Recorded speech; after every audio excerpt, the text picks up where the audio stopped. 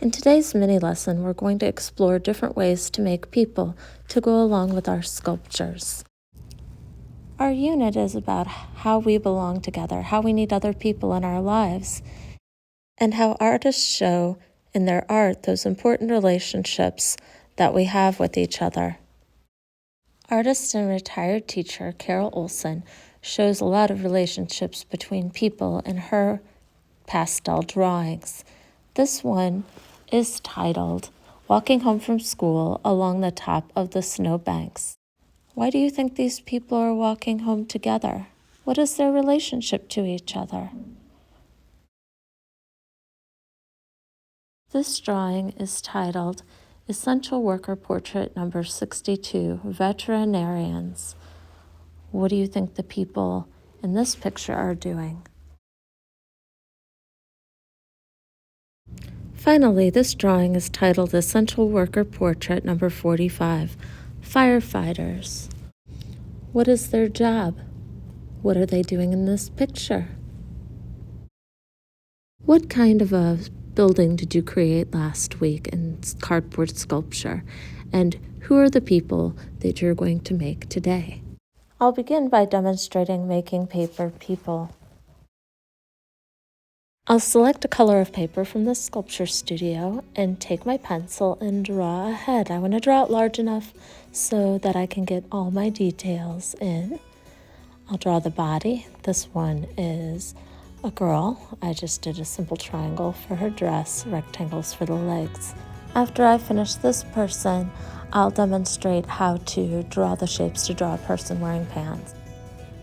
Since I have a lot of the basic shapes drawn, I'm going to add some things in my ultrafine Sharpie without drawing them, so I don't have to trace so much. It's just nice to plan it out in pencil first, get those first big shapes in. I didn't add the arms, so I need to do that now. And then the rest of my detail. Next, I'm going to draw a rectangle that comes out on each side from the feet.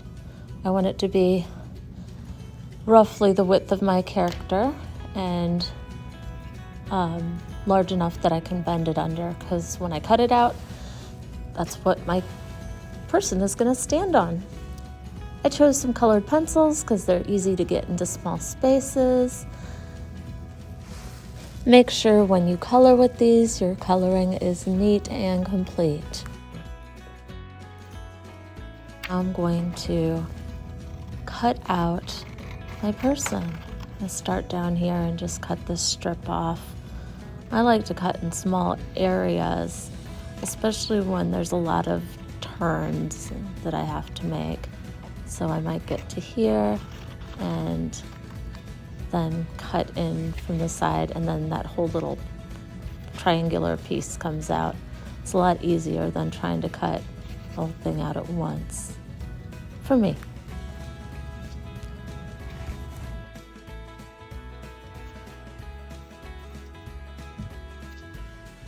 I can fold the rectangle under, and that's what my character will stand on.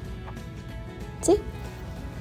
All right, so here's a boy. I do the same thing, a head, but I do a rectangle for the body, a rectangle for the leg, rectangle for the leg, ovals for the feet, a little rectangle-ish for the arms, do the hands, the face, and of course, Sharpie.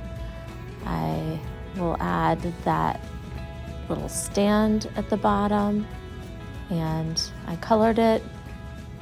Fold my stand under, and now I can apply glue and glue it down to my sculpture.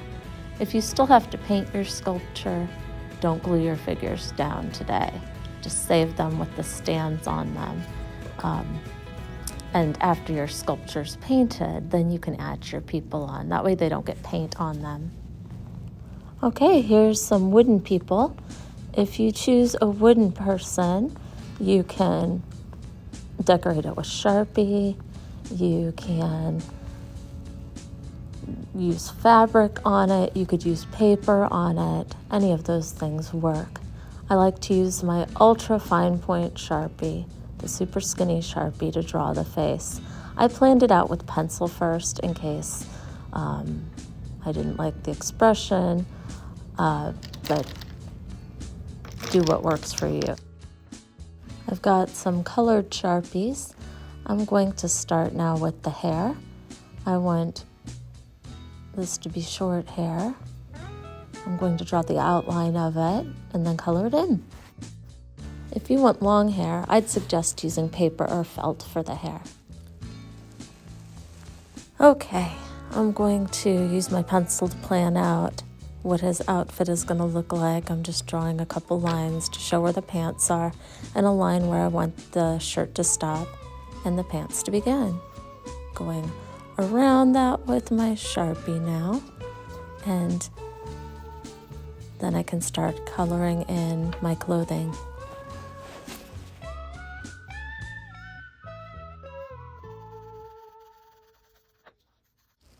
And my person's looking really good. Gotcha. Okay, I just want to add a little more details like buttons on his shirt and maybe his pockets. Finished and looking great there, little fella.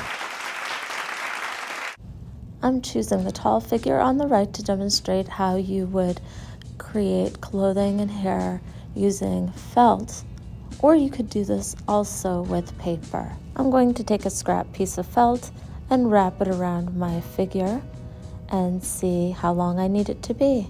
I'm going to give it a little trim and trim that into a rectangle and wrap this around my person so that I can see how much I need to trim off. Okay, so I hold it there and I can tell exactly how long I need it to be. I let it overlap a little bit. Better to have it a little longer than too short. Now I'm ready to apply the glue. You just need regular glue stick for this. It's less messy than the liquid glue and it sticks just fine. Time to wrap her up. I just center it on the front and then wrap it around the sides to the back. And you'll have to hold it a little bit while it dries. I'm going to cut a rectangle for the hair. This is making long hair. For short hair, you just use a smaller piece of felt and you can use it much the same way. If you want bangs, you fringe it on the front. If you want it to be extra short, you might just cut a shape and glue that to the top. Doing the long hair is a little bit more complicated because you have to get it to wrap around. That's a little bit too much, so I can cut those corners off so that she doesn't have bangs that wrap around the sides of her face, because that's kind of silly. So I'm actually going to use the brown hair that I made, even though I really like that long blonde hair that I just had. Finally, I'm going to take a glue stick and cover the top and the back of her head with glue. I'll place the hair on top of the head, kind of wrap my fingers around and hold it in place until it stays. And let's look at those two people made out of wood side by side. If you want to sculpture people using air dry clay, you'll make them today and then let them dry until next week. I set one piece down and roll the other piece between my palms. This is the head. To get a coil, I can roll back and forth on my palms. That makes a pretty nice coil. I'm going to smooth it out a little by rolling it on the table.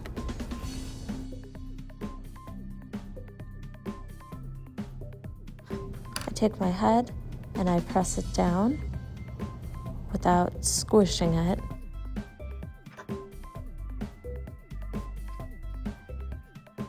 So now I rolled another head out for my second person, and I rolled a cylinder, but this time I'm going to make it like a dress. So if you want it like a dress, you pinch around the top, you turn it, pinch around the top and turn it.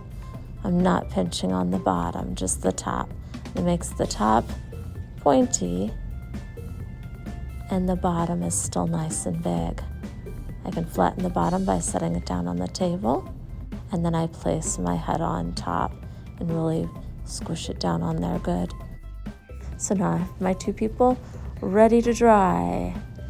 So you let your clay people dry until your next art class, and then you can decorate them just as you would if they were the wooden people. You could even paint these. So there are many ways you can create people to go along with your building. It should take one whole art class to create your two people. Now you can decide what you want to make your people out of: paper, wood, or clay. Have fun, and I can't wait to see what you make.